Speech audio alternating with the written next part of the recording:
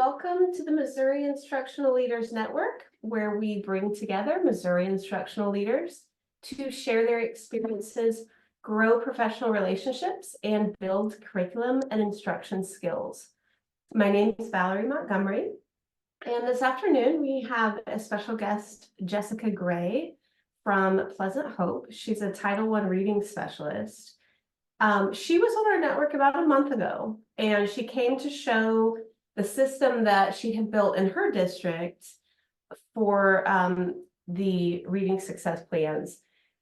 We've received an extraordinary response to that first session, and that is why we're having her back on.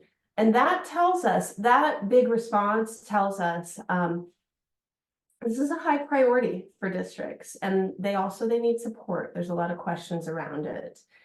So Jessica, thank you for coming back. And for all of our members, please feel free, if you have questions as we go, feel free to unmute or to put them in the chat, and we will do our best to answer them. So Jessica, take it away. All right, good afternoon. I've got the chat pulled up too, and Valerie's really good about keeping me in the loop if somebody has something to say. Like she said, my name is Jessica Gray, and I am the Title I Reading Interventionist, one of two from Pleasant Hope Elementary, just a little bit north of Springfield.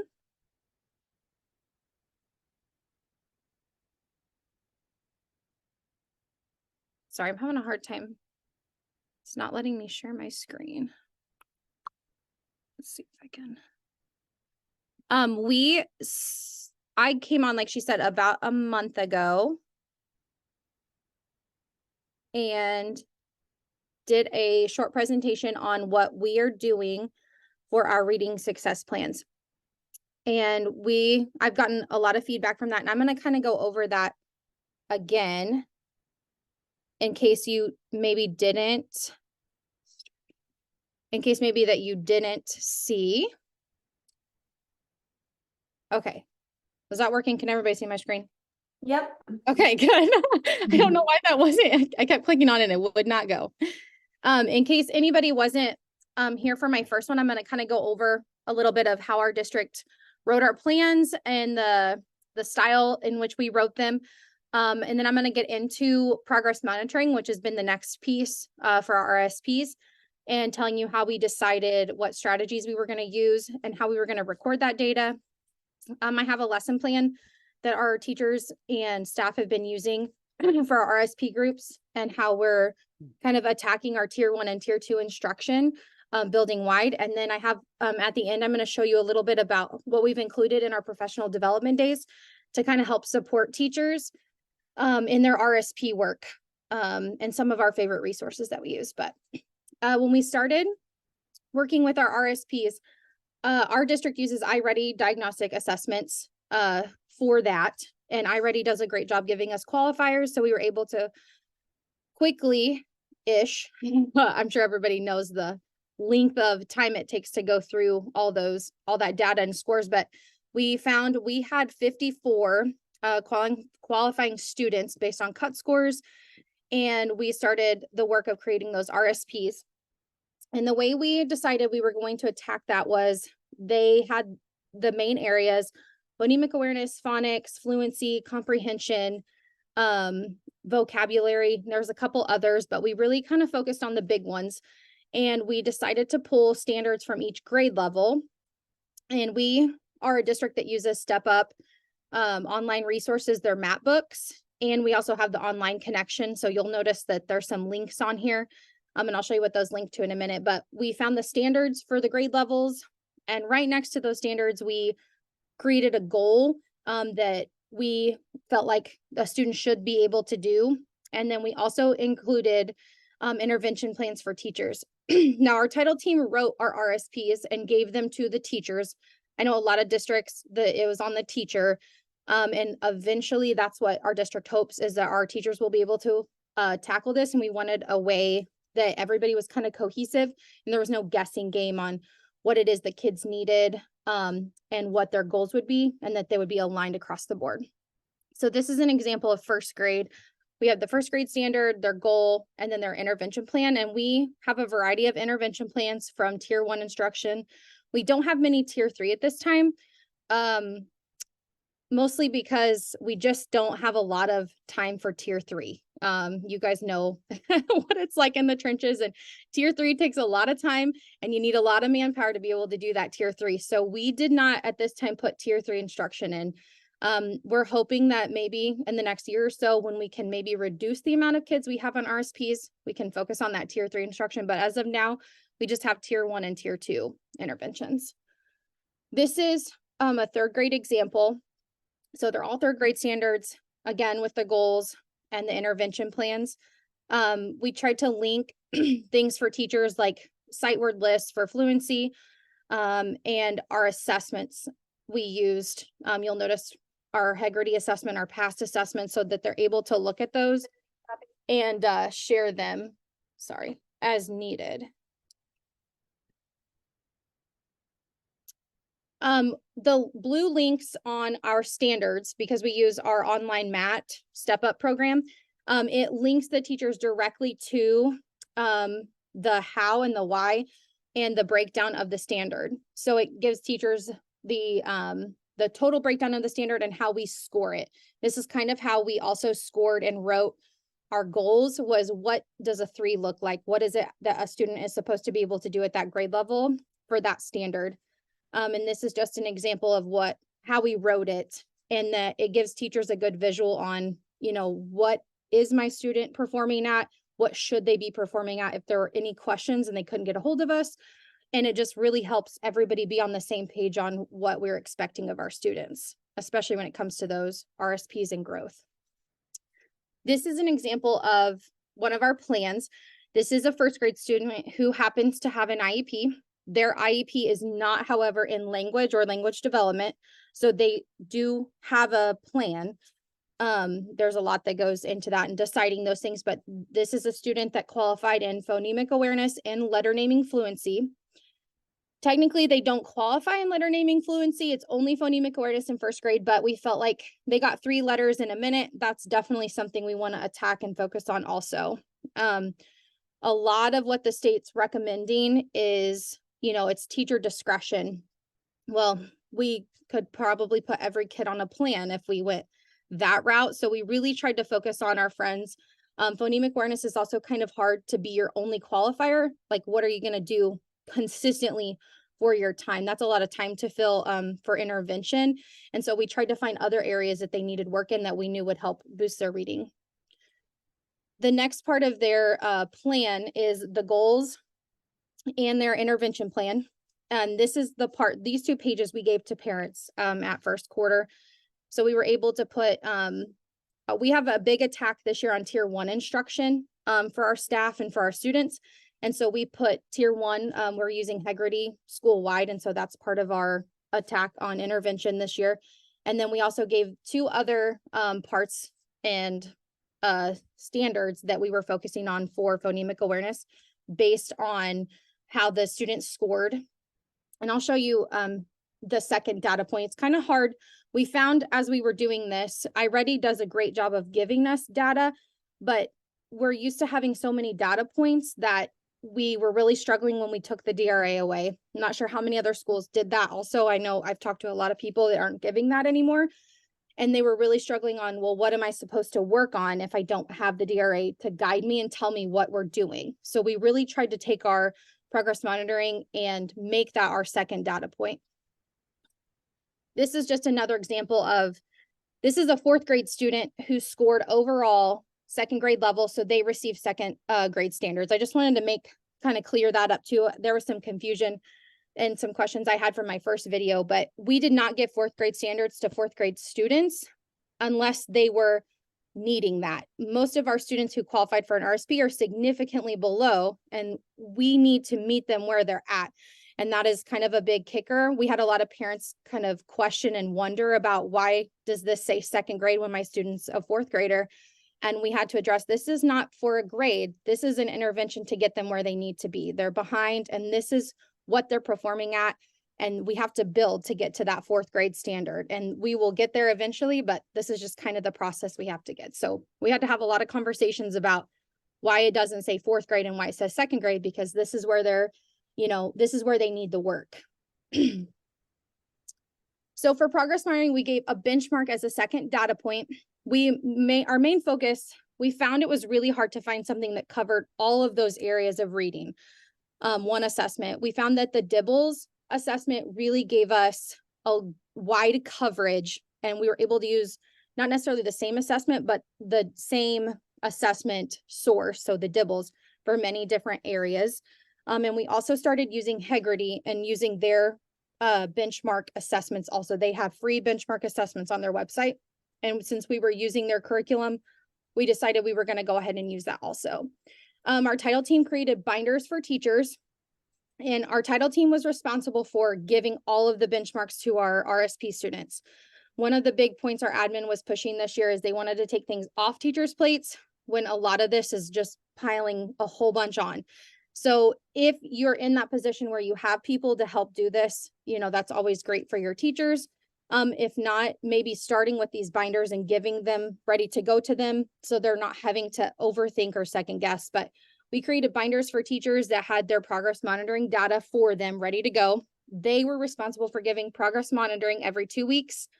And our title team entered that data into our document. This is our progress monitoring document. We did not send this home. We will send this home every end of our progress monitoring. The first one, the state recommended 6 weeks. So we went ahead and followed that. Next time, I will tell you, we're going to push it probably to 8 weeks and try and get it just between quarters. We found that it was a lot for teachers.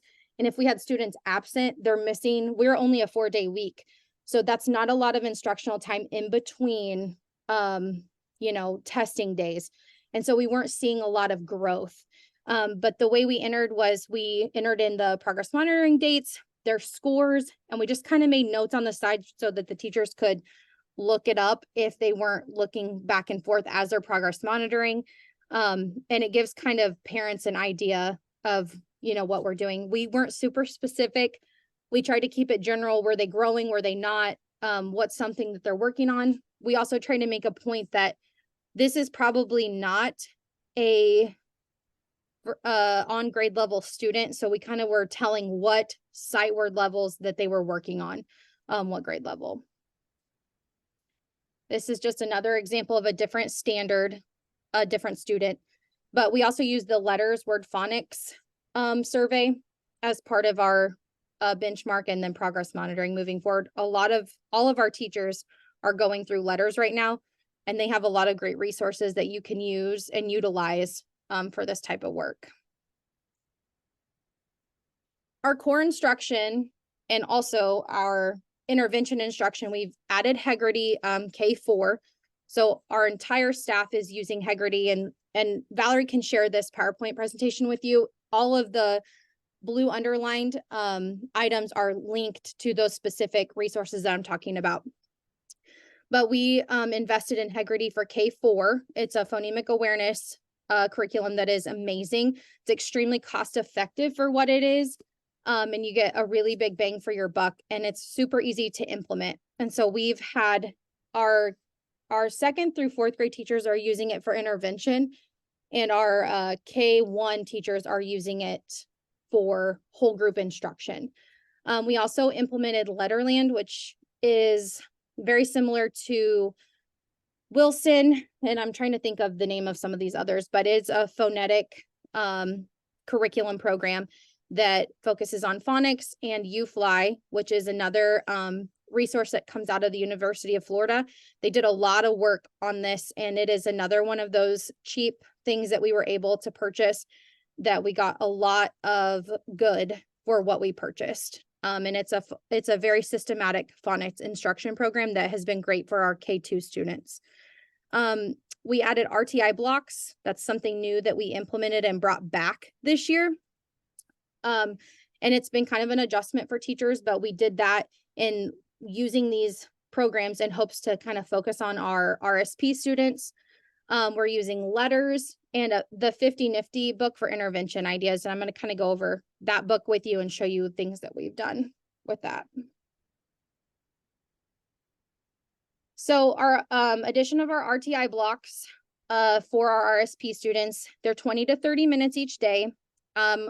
Depending on the grade level, the students are sorted and rotated by Letterland scores or U-Fly assessments. So they're given a very short assessment to kind of sort them into what they need to work on, or our teachers are sorting them by their RSPs. So if we have above grade level, on grade level, then our RSP students, we're able to do that. During their RTI blocks, we are trying to pull and do tier 3 instruction, where we're only pulling the lowest 2 to 3 students in that grade level. Tier 3 is really supposed to be one-on-one. That's really hard to do and be able to meet all of your students and your things. But our title team really focuses on strong, very systematic intervention during those RTI block times. This is an example of the lesson plan that our teachers and our title team follows for RSP students and how we're planning their groups. We plan for 15 to 20 minutes of instruction. We are focusing on high frequency words. We're introducing 5 to 10 per week. We have a phonological awareness skill that we focus on for that session or that week. We have a main skill and then a writing focus. Writing is either we're working on writing letters with sounds and those kinds of things, or we're writing complete sentences and what does that look like. So it's not, when you see the writing focus, don't think it's, we're writing paragraphs, but it is very systematic. Do these students need to work on words specifically, like long A, long O words, or are we working on putting sentences together as a whole? We use a lot of hands-on materials and visuals. That's been a big addition, thanks to the letters training that a lot of our teachers are doing and some of these other things that we're getting resources and ideas from.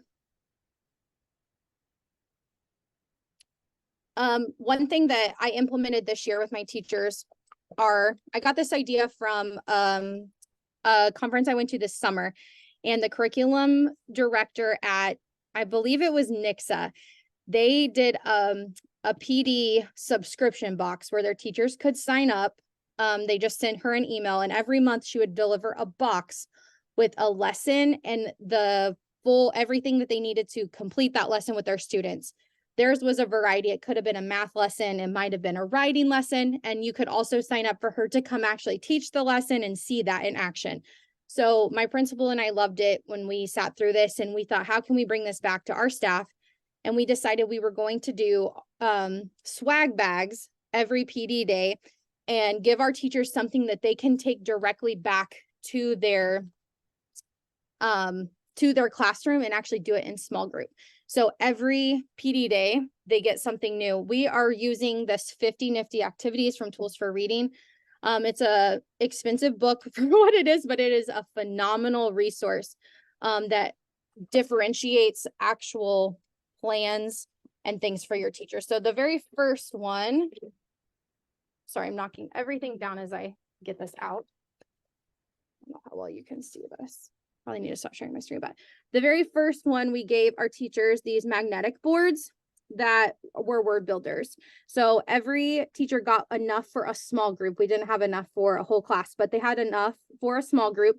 They're able to keep these on hand, and we taught them how to use them, different ideas that they could use for them, how to use just the sound boxes, how to use the letters and the sound boxes, and things like that. And they really enjoyed that. And we gave lessons for it. I'll just share one more. This last one, we gave everybody koosh balls and taught them games on how to play whole group instruction and small group with their kids on word games that they could play with koosh balls. And all of those games and activities we found from this book. So it's a huge resource. I'm a big believer in don't reinvent the wheel, find things that work and utilize them to the fullest. But there's a lot of great resources in there. This book is linked somewhere up further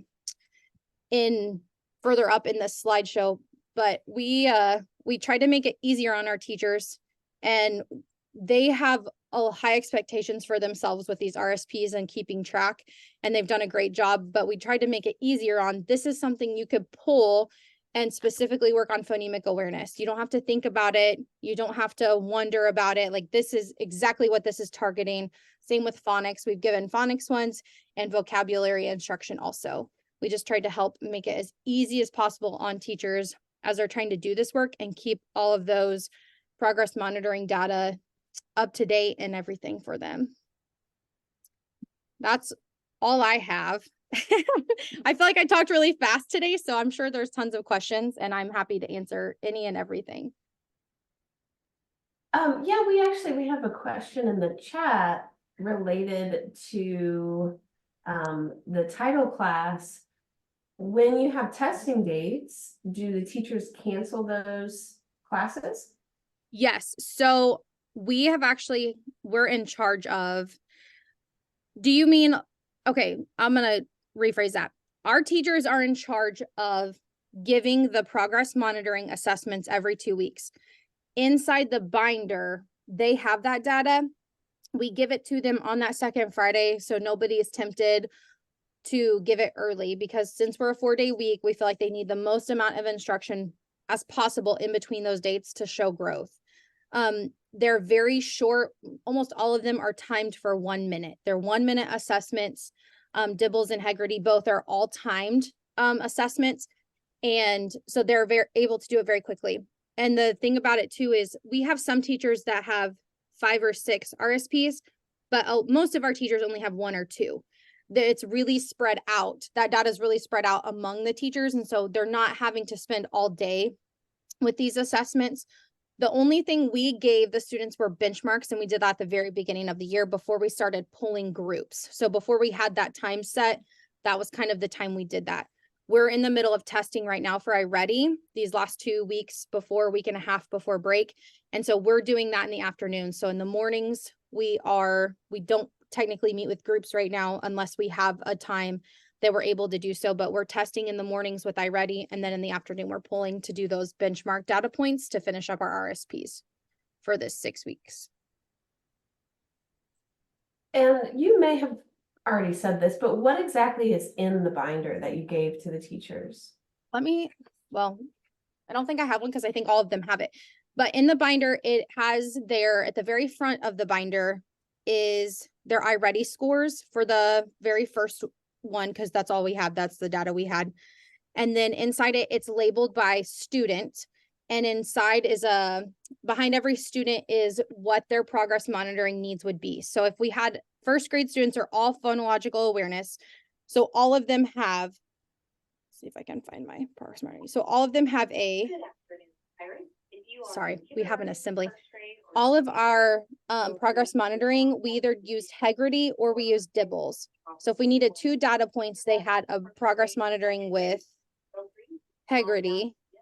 I don't know if you can hear my principal, sorry. So they would have their progress monitoring for Hegarty, and they would also have it for the Dibbles.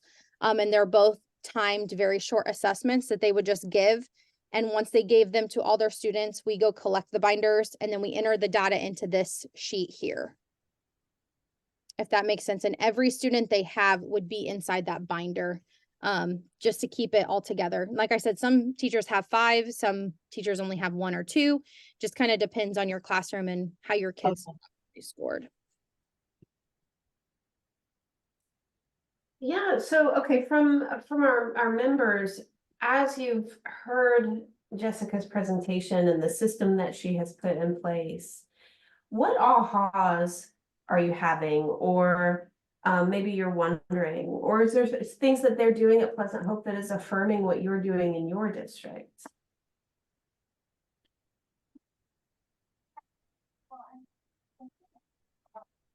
And we have a question in the chat. Now that kindergarten have been screened, do you feel like they'll need a different approach?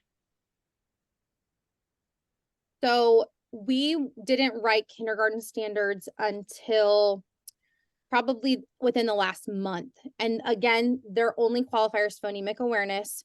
And so we kind of kept true to that, where that's really the thing we're trying to focus and serve them on. I will say that we have a smaller kindergarten class this year, but we only had 3 out of our probably almost 50 students that actually qualified for a phonemic awareness RSP, which is huge because our other grade levels, we're not seeing those numbers. And it's just affirming some of that work that those teachers are doing. And iReady's really good about giving us the grade level that they're falling in. And we barely have any students that are below a mid kindergarten, and that's really hard to reach.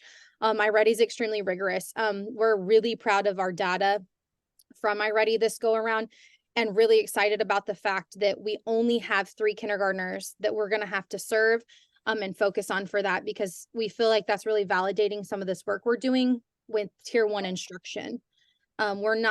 We don't pull and serve kindergarten at this time, other than we have a few groups that we meet with a couple times a week just to work on letters and letter sounds.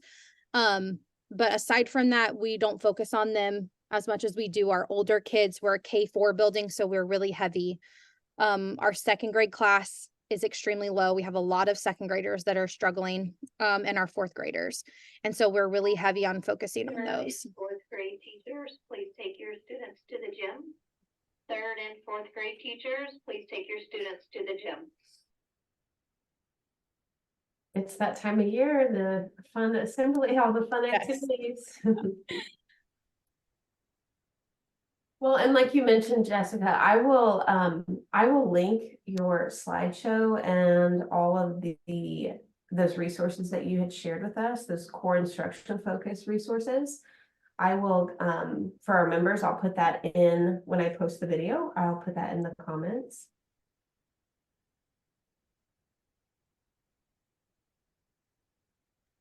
Are there any other questions while we have our expert here?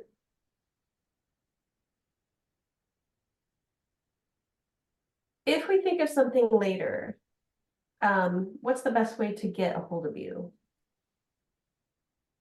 Yeah, my email is jgray@phr6.org. I can put it down there in the chat. Definitely feel free to email me at any time. I'm willing and able to share anything that I can with you all. This is not easy work. And I'm sure there's probably people on here that have better things than what I just presented about. So I'm always willing to take information in from anyone that is willing to share. Oh, nice. Amanda mentioned that she had reached out to you.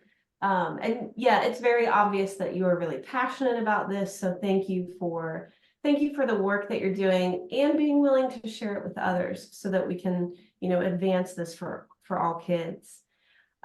So for everybody on here, I just want to say thank you for taking the time.